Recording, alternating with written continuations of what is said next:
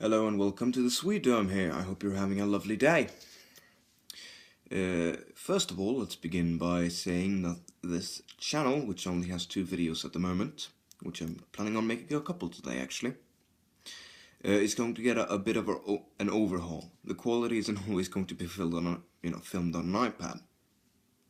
I have a lot of plans on costume and characters and all of that stuff. I'm currently in talks with an artist who I think will do some great work. The best work. Yeah. And we're going to work out some channel art and stuff like that. Some fun things that'll, hopefully, entice people, I suppose. I'm talking like a fucking cannibal. Entice people. I'll come and eat them. No, but today I wanted to talk a bit about Bethesda. Because I love Bethesda. As you'll probably be seeing in a month or two, I really do love Bethesda a lot. They have, been a giant, let's just say, boon to my childhood, so to say. They were the ones who really, along with BioWare's Dragon Age and Mass Effect, they really solidified my love for the RPG genre, the, role-playing games. And I love role-playing games. I love fantasy, which means I love Elder Scrolls, specifically Skyrim. I have plans on playing the older ones like Morrowind and Oblivion, but I have not done so yet because, well, I've had Skyrim. Skyrim has so much content, it's insane. So I wanted to talk a bit about my view on what I think, at least, to be Bethesda's decline. Now you might say that that's a bit weird, because Bethesda is still Bethesda, right? That they are the people that made the Elder Scrolls, for fuck's sake. They're the people who made Fallout, they're the people who made the Elder Scrolls. They've made a bunch of games, and all of them have been pretty good. But I'm sure if you have been on the internet in the slightest, in, any part of the last 2 years, you have heard of the constant,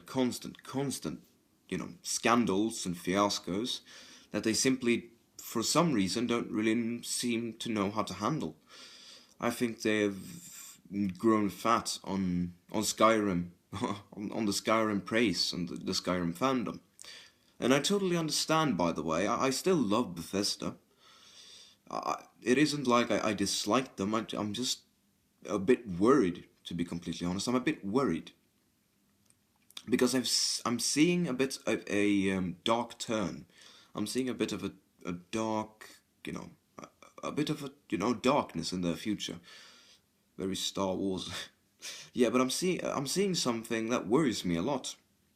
And I'm not sure if this worry is shared with, with my fellow gamers, but they have changed a lot since Skyrim. First of all, we're gonna have to talk a bit about Skyrim. Now, Skyrim came out in 2012, around that time, and it was a fantastic game.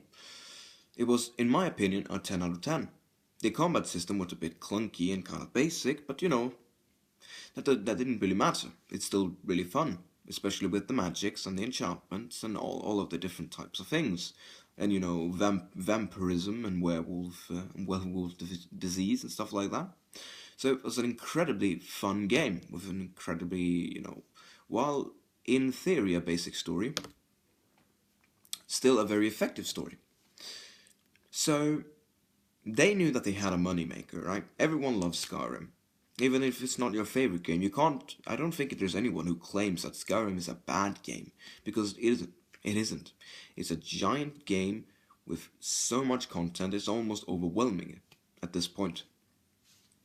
Now they came out a bunch of DLCs for Skyrim, which was of course, the Heartfire and Dawn Guard and all of those. A bunch of different DLCs, which of course made even more money. So I'm not really sure how many actual, how many definitive versions there are at this point. There's at least like 5 or 6 different versions at this point. It's a bit overwhelming and a bit silly, to be honest. We have so many different versions of Skyrim. It's just insane. Now that isn't particularly weird. They're obviously proud of their product, but at this point, it everyone kind of knows the joke. Like, oh, Skyrim, a new Skyrim game is coming out. Like every fucking, it's almost like the EA Madden games. You're just like, oh, another Skyrim rendition. Now, I'm a Skyrim fan, one of my favorite games of all time, including, being by the side of BioWare's Mass Effect and Dragon Age Origins. Now, we come a little bit later in the timeline, which we come to Fallout Shelters. Now, Fallout Shelters is a mobile game. Now, the mobile game in itself isn't bad. I actually do enjoy it. I don't play it anymore, but I did. If we overlook the obvious problems with with a free mobile game, is that they have to meek out money somehow, either by selling you microtransactions or by showing you ads. So they've basically sold microtransactions with all these lunchboxes, right? Where you can get more fun characters and stuff like that, more armors, more weapons, and stuff like that. Now I like this game because, well, the formula kind of works for me, and it didn't feel as scummy as the EA Dungeon Keeper games, because those were just awful, absolutely awful. Because correct me if I'm wrong, you can correct me in the comments if I am. I don't think there's a timer in making the rooms and stuff like that. There might be timers in creating new settlers and all that. There's most likely some actual timers with sending your shelter inhabitants out to get more gear and other survivors and stuff like that. But anyway, the game isn't bad, and it's not that bad for us gamers.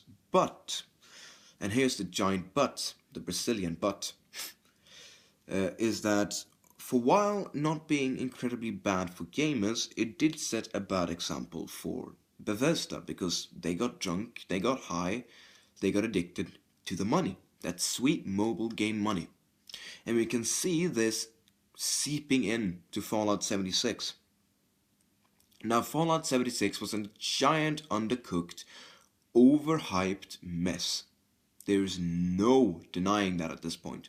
And yes, maybe it can be fixed. We've just recently received the news at E3, which you should watch. Not a particularly good one, but it's always, good to see the future of gaming. And we have actually learned that they're going to be putting in both a Royale mode, because that isn't played out at all at this point, but also NPCs. Now, I'm not sure how well that's going to work, and in truthful, I'm just going to lay all my cards on the table. I have never played this game. I have never once touched it, because I kind of saw the disaster coming from a mile away. Because Bethesda's, let's just say history with, features, as they would like to call them, glitches and bugs, I was very hesitant to join a multiplayer game.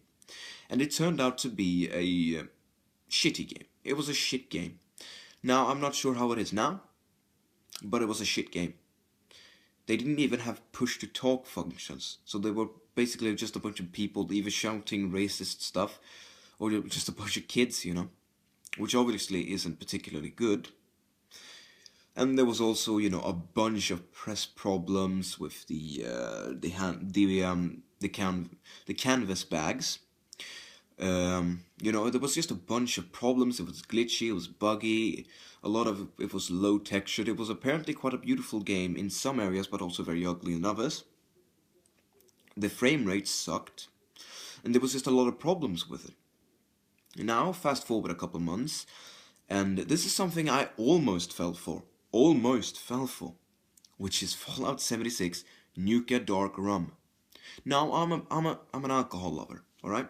Now I'm not a boozer. I'm not an alcoholic.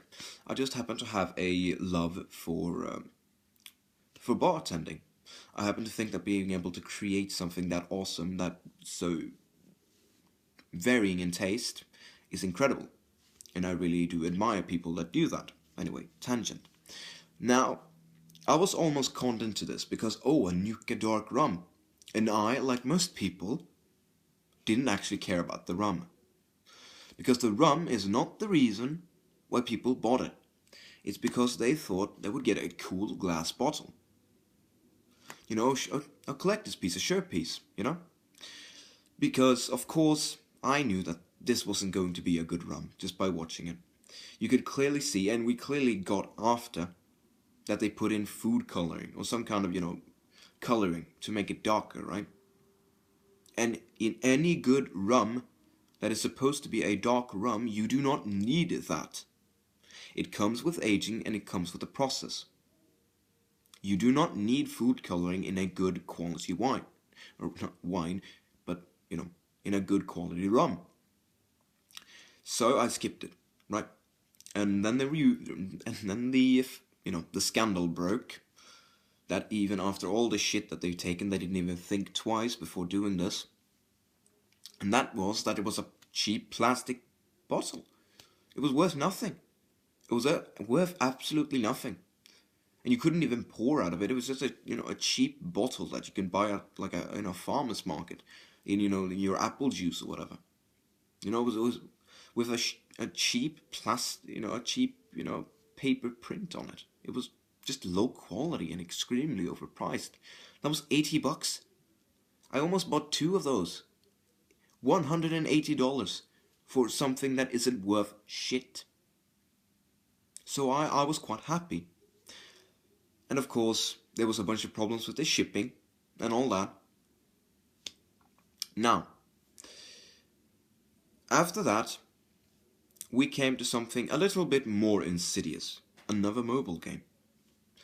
But this time, it was the Elder Scrolls. Now this one, however, I have problems with. Elder Scrolls Blades, or something that is supposed to be called.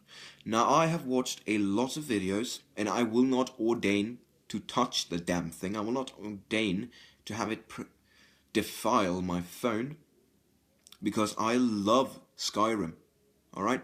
I don't see this as an homage or bringing the Skyrim license to the phone. I don't see that. I see it as a disgusting attempt to try to wrench money. And that's exactly what it turned out to be. Now, I would recommend you watch someone like Jim Sterling, or, other types of review channels, that you really get the rundown on this. Because while it seems like it's just a stupid mobile game, this stuff leaks into our games. It really does leak into our games. And there just isn't. Every time we allow one of these things, it leaks and it profiles and it defames one of our favorite franchises. That is what it does. And while we can't prevent their existence anymore, it's just too late for that. They're too hopelessly hooked on this money. We still need to be careful. So, what does the future hold for Bethesda? Now they got a couple games in that everyone is obviously quite excited for. Now I don't play Elder Scrolls Online, but Elder Scrolls Elsewhere, or Elsewhere, is going to be out soon. I'm not exactly sure when, but they announced it at E3, or another trailer at least, with some recurring characters from the Elder Scrolls license. And, some new classes, which includes the Necromancer class, which is one of my favorites, because I love necromancing. It's just a cool kind of thing. But yeah, that's one part, but it's also, we have a couple new actual games, not just an expansion. And that is, of course, the new Elder Scrolls game, which I'm not really sure what it's about yet, but it has been announced, and I'm extremely excited, because obviously I am. There isn't much you can do to prevent my excitement. I love my Elder Scrolls, no matter how much the Daddy Bethesda abuses me. I do still love them, almost unconditionally, unfortunately. Now, I've been trying to correct that behavior, as most of you people should. You shouldn't be suckered into a fandom, because fandoms aren't good for you. and they aren't good for your quality of your, the thing you're a fan of. But there's also a space game, Star Citizen, I think it is. I'm going to make another video on that when I have more information. But anyway, and that was my little Bethesda thing, I suppose. A little unscripted, just going through the motions. Just catching everyone up to date, so they at least know what I'm talking about when I make new videos, and probably a review of Skyrim when it comes out. Anyway, as I said, the channel is going to be revamping a bit in the coming months. I'm no longer going to be making it on an iPad, so you can be thankful for that. The potato quality might still remain, seeing as I work for a living, and I have to still save some money, otherwise my parents will kick me out thinking I'm a bum. But anyway, happy hunting, and have a good day.